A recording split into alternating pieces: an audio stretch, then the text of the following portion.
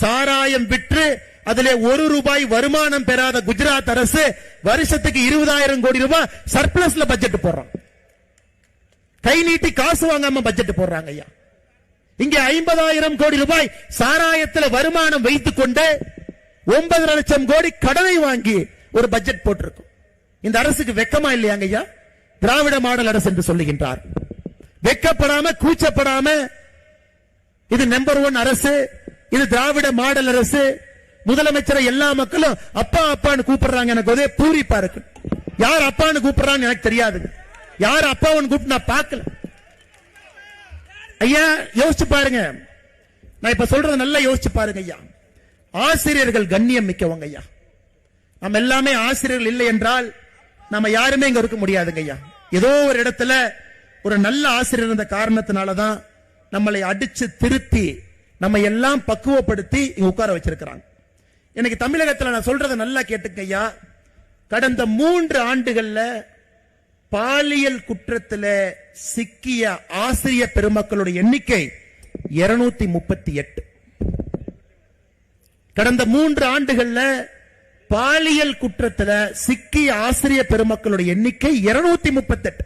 நான் திகார் ஜெயிலில் இருக்கிறாங்க, சென்னை சென்ட்ரல் ஜெயிலில் இருக்கக்கூடிய அக்யூஸ்ட பத்தி நான் பேசலீங்க ஐயா. அவங்கள பத்தி பேச. ஆசிரியர் பெருமக்கள் பாலியல் குற்றத்தில் ஈடுபட்டவங்க 238 பேர். இந்த அநியாயத்தை பார்த்திருக்கீங்களா ஐயா? தமிழகத்தினுடைய கல்வித்தரம் எங்க இருக்குன்னு எல்லாருக்கும் தெரியுங்க ஐயா. அதல பாதாளத்தில் இருக்கு. அதல பாதாளத்தில். ஏன்னா மோடி ஐயாவை பொறுத்தவரை கல்வி கற்றவர்கள் இந்தியாவை ஆளணும், தொழிற்சாலைகள் தொடங்கணும், வேலை வாய்ப்பை உருவாக்கணும்.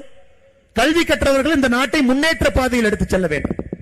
திராவிட முன்னேற்ற கழகத்தை பொறுத்தவரை கல்வி கற்காதவர்கள் போஸ்ட் ஓட்டணும், திமுகவினுடைய கொடியை பிடிக்கணும். காலையில கோந்து பசை எடுத்துட்டு போய் செவுத்தில் அவங்களுடைய இன்ப நிதி போஸ்டர் ஒட்டி அடுத்த வருங்கால முதலமைச்சர் வாழ்கன்னு சொல்றதுக்கு ஒரு கூட்டம் வேண்டும் என்பதற்காக தமிழகத்திலே கல்வி தரத்தை குறைத்து அடுத்த கட்ட ஆளுமைகளாக உருவாக வேண்டியவர்களை தடுமாற்ற பாதையில் அழைத்து சென்று கொண்டிருக்கின்றார். நீங்க யோசிச்சு பாருங்க ஐயா, யோசிச்சு பாருங்க. எப்படிப்பட்ட பூமி இது? ஐயாவளி பாதையில வந்திருக்கக்கூடிய எல்லாம் இவ்வளவு பேர் இருக்கிறோங்க ஐயா.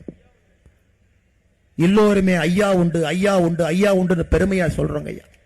அகஸ்திய மாமுனி இந்த மண்ணுல ஃபுல்லா நடந்திருக்காருங்க ஐயா. பொதிகை மலையிலிருந்து முழுசா நடந்திருக்காரு.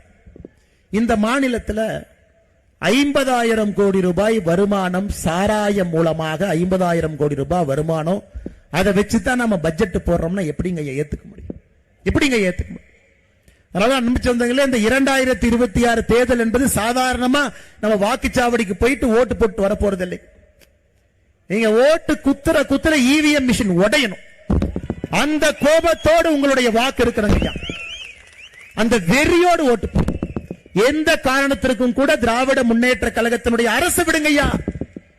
தமிழகத்திற்கு ஆகாத ஒரு கட்சினா திராவிட முன்னேற்ற கழகத்தினுடைய கட்சி ஆகாது. அந்த கட்சியில் இருக்கக்கூடிய நல்லவங்க இன்னைக்கு வெளியே வர ஆரம்பிச்சிட்டாங்க. அவங்களும் வெளியே வர ஆரம்பிச்சிட்டாங்க. நமக்கு இது வேண்டாம் பார்.